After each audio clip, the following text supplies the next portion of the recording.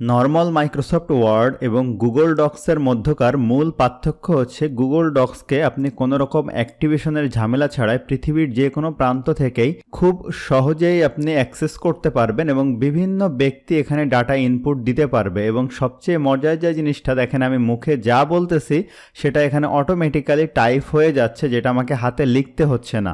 অর্থাৎ ভয়েস টাইপিংয়ের মাধ্যমে আপনি খুব সহজে অতি দ্রুত এখানে টাইপ করেও ফেলতে পারবেন।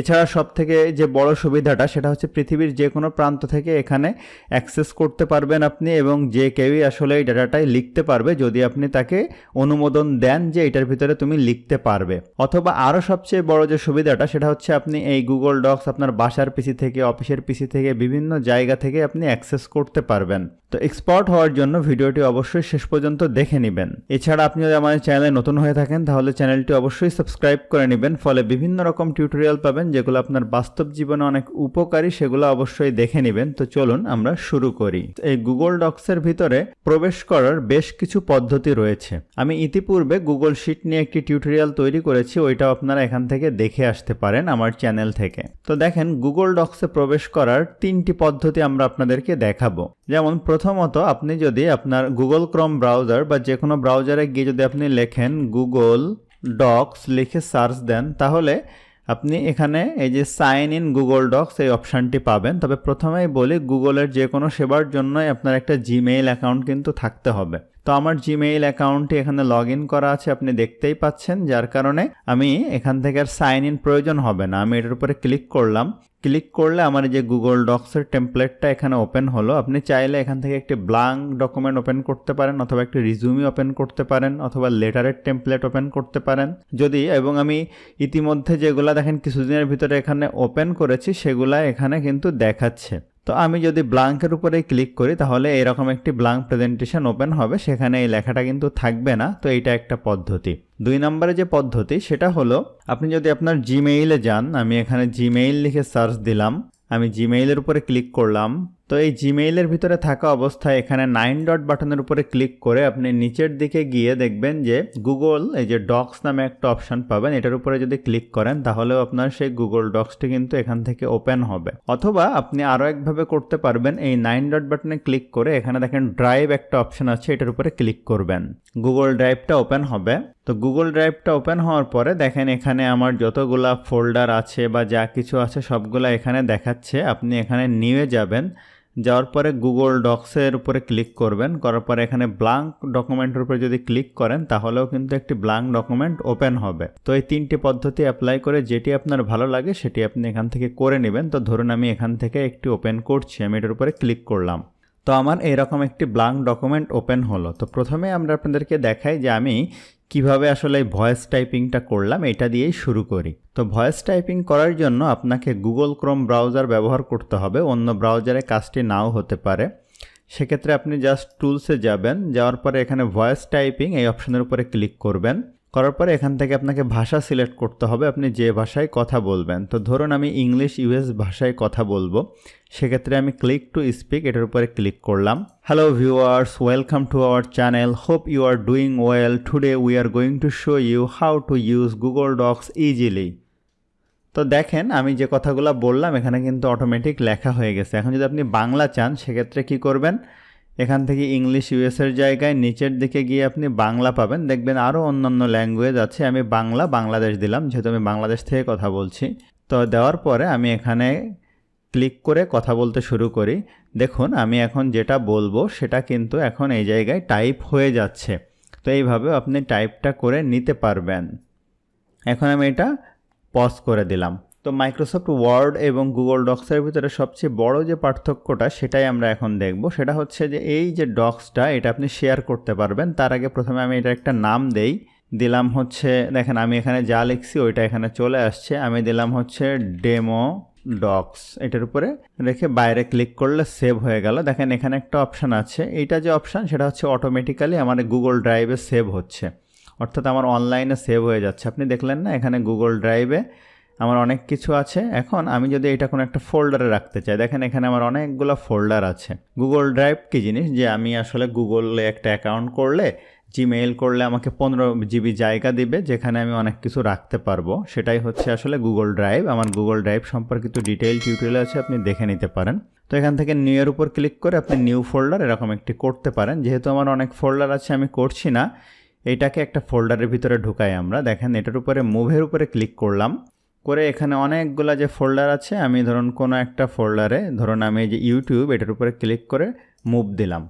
এখন যদি আমি এই যে আমার গুগল ড্রাইভটাতে যাই, এটা একটু রিলোড দেই, দেওয়ার পরে দেখেন ইউটিউব ফোল্ডারটার ভিতরে যদি আমরা যাই, তাহলে আপনি খেয়াল করবেন এখানে হয়তো চলে আসছে কোনো একটা জায়গায়, দেখেন ডেমো ডক্স, এটা কিন্তু এখানে চলে আসছে। এইভাবে আপনি একটি ফোল্ডারে এটা রেখে দিতে পারেন, যা লিখবেন ওখানে সেভ থাকবে। এখন এই গুগল ডক্সটিকে আমরা কি করব, শেয়ার করব পৃথিবীর যে কোনো প্রান্তে যে কারো কাছে। আমরা এখানে শেয়ারের উপরে ক্লিক করব।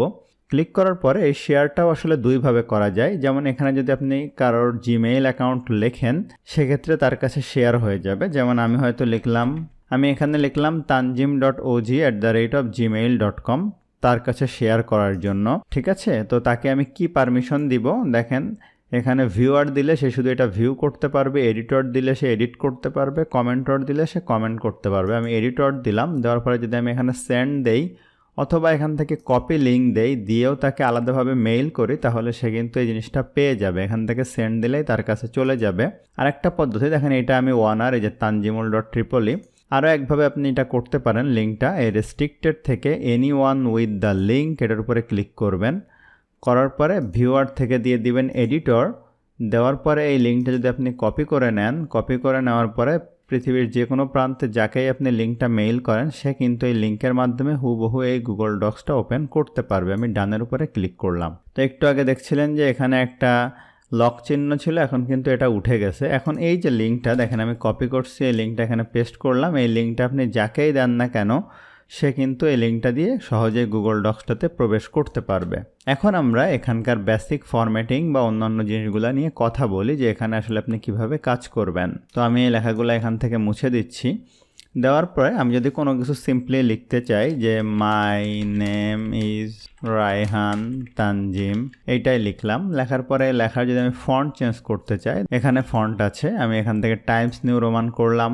এখান থেকে আমি ফন্ট সাইজ বড় করতে পারবো, ছোট করতে পারবো, বোল্ড করতে পারবো, দেখেন ইতালিক করতে পারবো, আন্ডারলাইন করতে পারবো, যেগুলো আমার মাইক্রোসফট ওয়ার্ডেও কিন্তু আছে।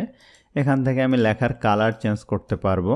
এখান থেকে হচ্ছে হাইলাইট কালার, অর্থাৎ লেখার ব্যাকগ্রাউন্ডে আমরা চাইলে কালার দিতে পারি। ধরুন লেখার কালারটা আমার থাকবে কালো, ব্যাকগ্রাউন্ডে একটা কালার থাকবে, সেটা এখান থেকে দিতে পারবো।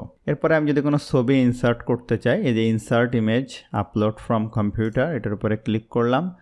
যেখানটাতে আমার ছবি আছে, তো ধরুন আমি এই ছবিটা ইনসার্ট করব, এটার উপরে ক্লিক করে ওপেন করলাম। করার পরে এই ছবিটা আমি চাইলে এখান থেকে ছোট করে আমার পছন্দ অনুযায়ী যে কোনো জায়গায় আমি রাখতে পারি, অথবা এই ইমেজটা কিন্তু আমি কি করতে পারি, দেখেন এখান থেকে এই যে ক্রপ করতে পারবো।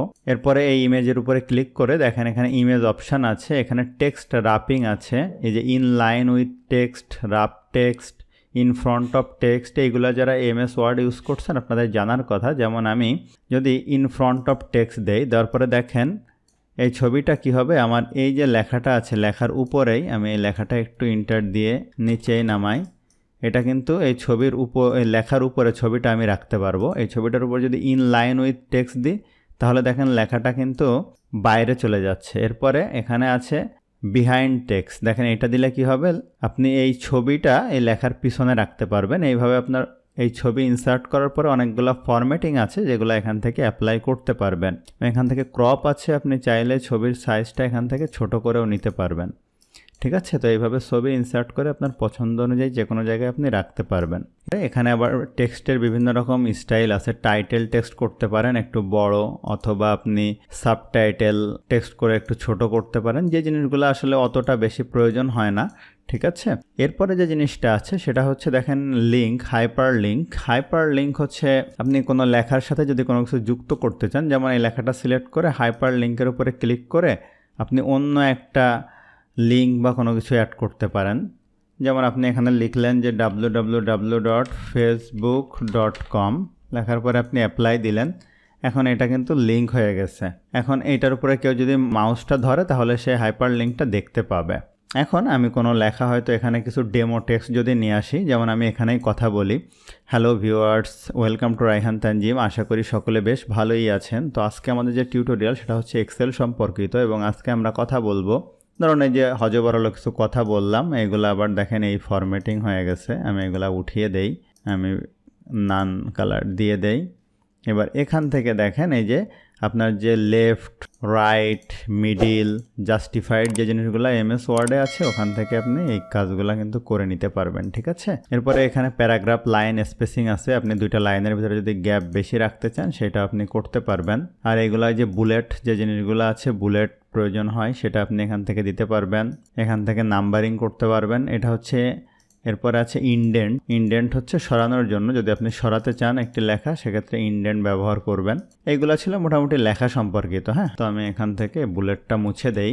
এখন দেখেন এখানে আছে ফাইলের আন্ডারে কি আছে, ডাউনলোড করা যাবে, ঠিক আছে। যদি আপনি এটা মাইক্রোসফট ওয়ার্ড ডকুমেন্ট হিসেবে ডাউনলোড করতে চান, এটার উপরে ক্লিক করলে একটা মাইক্রোসফট ওয়ার্ড ডকুমেন্ট ডাউনলোড হয়ে যাবে, বা পিডিএফ আকারেও আপনি ডাউনলোড করতে পারবেন, ঠিক আছে। এরপরে এডিটের ভিতরে তো কাট, কপি, পেস্ট, যেগুলো আপনারা কন্ট্রোল-C, কন্ট্রোল-V দিয়ে করতে পারবেন। যেমন এটার উপরে ক্লিক করে কন্ট্রোল-C বাটন প্রেস করে এখানে গিয়ে কন্ট্রোল-V দিলে এই যে পেস্ট হয়ে যাবে। ইনসার্টের ভিতরে সবচেয়ে ইম্পর্টেন্ট জিনিসটা আছে, সেটা হচ্ছে যে টেবিল। তো আপনি এখান থেকে খুব সহজে আপনার পছন্দ অনুযায়ী এই যে টেবিল ইনসার্ট করতে পারবেন। টেবিলের ভিতরে আপনারা যেভাবে লেখেন ওইভাবে জাস্ট লিখবেন। ধরুন এই দুইটা সেলকে মার্জ করার দরকার, আপনি এখান থেকে এই যে এই দুইটা সেল সিলেক্ট করে রাইট বাটন ক্লিক করে আপনি দিবেন হচ্ছে মার্জ সেল, দিলে এই যে মার্জ হয়ে যাবে। যদি এখানে আরেকটা ইনসার্ট করতে চান, রাইট বাটন ক্লিক করে ইনসার্ট কলাম লেফট, এই যে আর একটা লেফটে কলাম হবে, এটার উপর ক্লিক করে যদি ইনসার্ট কলাম রাইটে করতে চান, রাইটে একটা কলাম হবে। এভাবে আপনি টেবিলকে বাড়াতে বা কমাতে পারবেন। আবার এই টেবিলটা আপনি টোটাল সিলেক্ট করে রাইট বাটন ক্লিক করে এখান থেকে কিন্তু আপনি ডিলেটও করে ফেলতে পারবেন। এছাড়া আপনি যদি কোনো স্পেশাল ক্যারেক্টার অ্যাড করতে চান, ইনসার্টে যাবেন, যাওয়ার পরে যে স্পেশাল ক্যারেক্টারের উপরে ক্লিক করে মাইক্রোসফট ওয়ার্ডে যেমন বিভিন্ন রকম স্পেশাল ক্যারেক্টার আছে, এখান থেকেও আপনি এগুলো অ্যাড করে নিতে পারবেন। এখন যদি আপনি এটা প্রিন্ট করতে চান, সেক্ষেত্রে দেখেন এখানে যে প্রিন্ট অপশান আছে, এখানে আনডু, রিডু আছে, অর্থাৎ কন্ট্রোল-Z আনডু। আমি যে কাজগুলো করছিলাম, যেমন আমি আন্ডুর উপরে ক্লিক করতে যদি থাকি, তাহলে দেখেন আমার যে টেবিলটার ভিতরে যে যে কাজ করেছি সবগুলো কিন্তু এখান থেকে আমার এই যে মুছে যাচ্ছে। রিডু করলে আবার ফেরত আসবে, ঠিক আছে। আমি এই যে প্রিন্টের উপরে যদি ক্লিক করি, তাহলে আমি এটা এখান থেকে প্রিন্ট করতে পারবো। যেমন আমার আসলে প্রিন্টার সেট আপ দেওয়া নেই, আমি সেভ অ্যাজ পিডিএফ যদি করি, তাহলে এখান থেকে আমি জাস্ট এখানে আছে পেজ, কাস্টমাইজ পেজ, যদি একাধিক পেজ থাকে কোন কোন পেজটা প্রিন্ট দিব, ওখান থেকে এরকম 1 থেকে ধরুন 3 এরকম থাকলে দিতে পারবো। যেহেতু আমার নেই, শুধু একটা পেজ আছে।